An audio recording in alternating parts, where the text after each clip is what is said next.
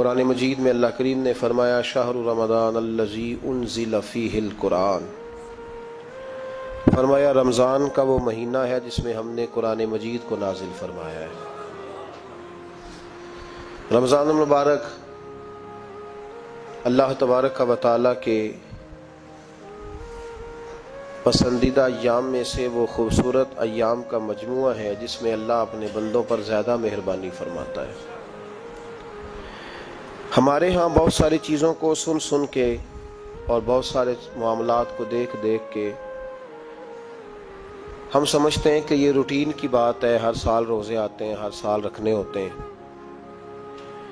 چونکہ یہ بڑا عظمت اور قدر والا مہینہ ہے، لیکن چونکہ خود چل کے آتا ہے تو جو چیز خود چل کے آتی ہے اس کی کئی دفعہ قدر کمزور ہو جاتی ہے، لہذا ہم روٹین کے فضائل سنتے ہیں، روٹین میں اسے لیتے ہیں۔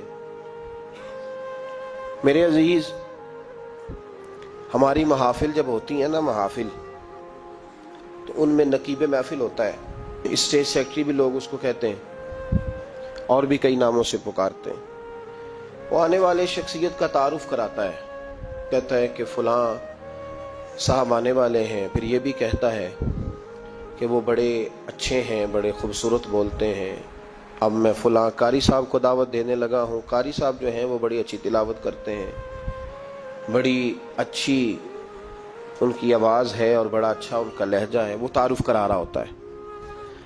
پھر نعت خواں کے حوالے سے بھی اس طرح کے وہ تعریفی کلمات ادا کرتا ہے، لیکن لوگ بعض اوقات سمجھتے ہیں کہ ان بیچاروں کی ڈیوٹی ہے، انہوں نے یہ کام کرنا ہی ہے، ان کی ذمہ داری ہے۔ اور اسی طرح ہوتا بھی ایسا ہی ہے۔ ہماری محافل کے جو اکثر نقیب حضرات ہوتے ہیں ان کے جملے رٹے رٹائے ہوتے ہیں، وہ انہوں نے سب کو کہنے ہی ہوتے ہیں، وہ کہے جاتے ہیں۔ لیکن اگر کسی محفل کے اندر نقیب محفل کوئی بہت بڑا عالم ہو، بہت بڑا محدث ہو، شیخ الحدیث ہو، یا کسی خانقاہ کا کوئی صاحب تقوی صالح مسند نشین ہو، اگر وہ کھڑا ہو کے کہے کہ جناب آج میں آپ کو تعارف کرانے لگا ہوں ایک بہت بڑے علامہ، ایک بہت بڑے صوفی آ رہے ہیں، پھر ہم سمجھ جائیں گے کہ جس کی ہمارے حضرت تعریف کر رہے ہیں وہ کوئی بڑا ہی اچھا آدمی۔ پھر ہم سمجھیں گے نہیں، یہ روٹین کی گفتگو نہیں ہو رہی، یہ وہ رسم نہیں جو روز ادا ہوتی ہے، اس میں کچھ انفرادیت ہے، کچھ تخصیص ہے، کچھ اس کے اندر چیزیں زیادہ ہیں۔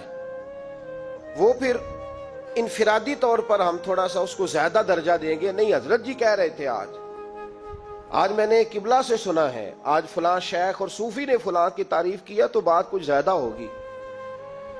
میرے بھائیوں، مثال دی ہے آپ کو سمجھانے کے لیے کہ رمضان المبارک وہ عزت اور عظمت والا مہینہ ہے جس کا تعارف کسی عام آدمی نے نہیں، رب کریم کے قرآن نے بیان فرمایا ہے اور میرے مصطفیٰ کریم کی زبان اطہر نے بیان فرمایا ہے۔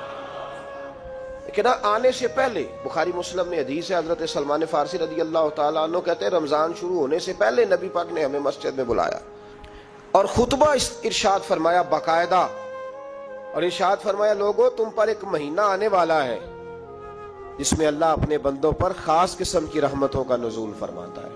خود رسول پاک نے ہمیں کس قدر زیادہ اس مہینے کا اکرام کرنا ہے اور کس قدر زیادہ اس کو اہمیت دینی ہے اور کس قدر زیادہ ہمارے لیے وہ باعث عظمت ہے کہ جس مہینے کے فضائل خود رسول پاک علیہ السلام نے بیان فرمائے۔ اور نبی پاک صلی اللہ علیہ وسلم نے فرمایا کہ اس مہینے میں تم نفل پڑھو گے تو اللہ فرض کے برابر ثواب عطا فرمائے، اور فرض کا ثواب اللہ 70 گنا عطا فرمائے۔ کتنا بولیے؟ اچھا ہوتا پتہ کیا ہے؟ ہمارے ہاں لوگوں کو پتہ چل جائے نا فلاں کاروبار آج کل زیادہ صحیح چل رہا ہے تو سارے لوگ وہی کاروبار شروع کر لیتے ہیں۔ سی این جی کچھ دنوں بڑی زبردست تجارت ہوتی تھی، تو میرا خیال ہے کہ ہر کلومیٹر پر الا ماشاءاللہ سی این جی نظر آتی تھی۔ اب لوگوں نے سمجھ لیا ہے کہ شاید کھانا کھانے کا لوگوں کا مزاج زیادہ ہے، تو ہم جس چوک میں کھڑے ہوتے ہیں، جس جگہ جاتے ہیں، وہاں لوگ سب سے پہلے بتاتے ہیں کہ یہاں فلاں ہوٹل بڑا معروف ہے، اس پہ آپ کو کھانا کھلائیں گے۔ تو اب ہر آدمی نے ہوٹل کھول لیا، بلکہ اللہ تعالیٰ معاف کرے، ہمارے ہاں تو تعلیم بڑی اچھی تجارت ہے۔ جب سے سرکاری اسکولوں کی حالت تھوڑی خراب ہوئی تو ہر بندے نے پرائیویٹ اسکول کھول لیا ہے، بہت بڑی تجارت ہے معاذ اللہ۔ میں کبھی کبھی پریشان ہو جاتا ہوں کہ وہ قوم کیسے آگے بڑھے گی جو تعلیم بیچتی ہے. اور اللہ تبارک و تعالیٰ مجھے معاف کرے تو ہمارے ہاں تو صحت کا شعبہ سب سے زیادہ تجارت کا حامل ہے کہ اگر کوئی آدمی اچھی انویسٹمنٹ کر کے کسی اچھی جگہ ہاسپٹل بنا کے کوئی 2-4 اسپیشلسٹ ڈاکٹر بنا لے تو پھر تو وہ بے شک جھاڑو کے ساتھ پیسے جمع کرے، مسئلہ ہی کوئی نہیں. ہم یہ کرتے ہیں کہ جو پتہ محسوس ہوتا ہے نا کہ اس جگہ مجھے رمق زیادہ نظر آ رہی ہے، تجارت میری زیادہ بڑھے گی، تو لوگ ادھر توجہ کر لیتے.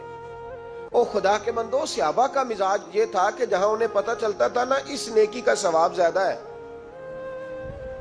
تو وہ بھاگ کر اس نیکی کی طرف توجہ کرتے تھے. آپ صحابہ کی سیرت کی کتابیں دیکھیے، حضرت انس بن مالک رضی اللہ تعالیٰ عنہ فرماتے ہیں جب نبی پاک علیہ السلام نے رمضان کی شان بیان کی تو صحابہ کا یہ مزاج بن گیا کہ وہ اپنے سارے کام رمضان سے پہلے سمیٹ لیتے تھے. رمضان شریف سے پہلے سارے کام سمیٹ لیتے، لینے دینے کے معاملات صاف کر لیتے، خریداری ہو جاتی، گھر کے اندر کوئی کام کرانا ہوتا تو وہ رمضان سے قبل کرا لیتے. یکم رمضان کو وہ مسجدوں میں ڈیرے لگا لیا کرتے. وہ کہتے تھے نیکیاں جمع کرنے کے ایام ہیں. نیکیاں دیکھیں نا، سب سے مصروف ترین زندگی ہمارے نبی پاک صلی اللہ علیہ وسلم کی زندگی ہے. 23 سالوں میں نبی پاک علیہ السلام نے 2300 سالوں سے بھی زیادہ کام کیا. بڑا مصروف وقت تھا حضور کا، بڑا مصروف. ہمارے یہاں نا میں ایک جگہ پہ حاضر تھا تو ایک بزرگ تقریر فرما رہے تھے. وہ کہہ رہے تھے اب خانقاہوں میں جو